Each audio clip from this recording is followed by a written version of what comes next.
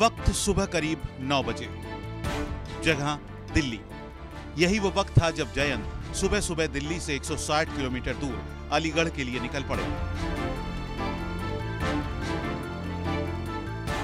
बीच बीच में जयंत चौधरी की गाड़ी रुकती, वो लोगों से मिलते जुलते और फिर मंजिल की तरफ निकल पड़ते।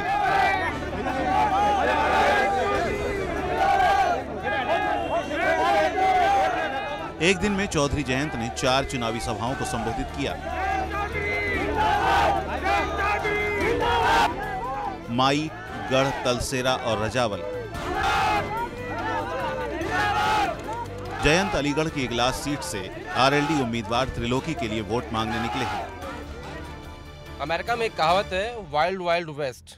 ऐसा ही कुछ हाल पश्चिमी उत्तर प्रदेश का भी है। अक्सर यहाँ से ऐसी खबरें आती रहती हैं। इस कहावत की मैं बात कर रहा था। अक्सर यहाँ से खबरें आती हैं, honour killing, khap panchayat and all that. तो इनको लेके कभी कुछ बातचीत करते हैं आप अपने लोगों से? पंचायत होती हैं और उनके फैसलों का जो समाज है आदर भी करता है जी। बट इस तरह की ऐसी कोई हिंसक वारदात फ्यू एंड फार बिटवीन। सुबह करीब 11 बजे जयंत चौधरी अलीगढ़ के गांव माई पहुंचे और यहां उन्होंने अपने उम्मीदवार के समर्थन में जनसभा को संबोधित किया।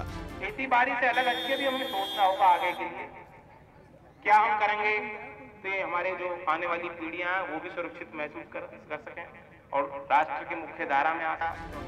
गढ़ गांव में जनता को संबोधित करते हुए युवा सांसद ने विकास के लिए सत्ता को जरूरी बताया। लेकिन हाथी के खिलाफ इतनी नाराजगी है और हाथी ने तो सब तबाही कर दी। और जहाँ तक उम्मीद की साइकिल की है, वो साइकिल की उम्मीद हो सकती है, लेकिन लोगों को ज्यादा उम्मीद नहीं है कि साइकिल कुछ करे। चौधरी अजीत के सुपुत्र अपने समर्थकों को परंपराओं के दायरे से बाहर निकलने की नसीहत तो देते हैं, लेकिन आरक्षण के मुद्दे पर उन्हें कोई समझौता मंजूर नहीं है। इशू के फेवर में हूँ मैं, लोकसभा में इस इशू को उठा चुका हूँ। गढ़ गांव से करीब 25 किलोमीटर आगे जयंत ने तलेसरा गांव में तीसरी जनसभा को संबोधित किया। कई ऐसे मुद्दे उठते थे, वहाँ जवाब ये मिलता था कि वो तो लखनऊ से हो रहा है। तो लखनऊ से हमारे प्रदेश की दिशा और दशा तय होनी है। यहाँ से 5 किलोमीटर दूर रजावल गांव में शाम 5:30 बजे जयंत ने एक और सभा को संबोधित किया। जयंत युवा हैं, उनमें जोश भी है, लेकिन मुश्किल ये है कि जिन लोगों से वोट मांग रहे हैं वो खाटी जाट हैं, लिहाजा उन्हें समझाने में खासी दिक्कतें भी आती हैं।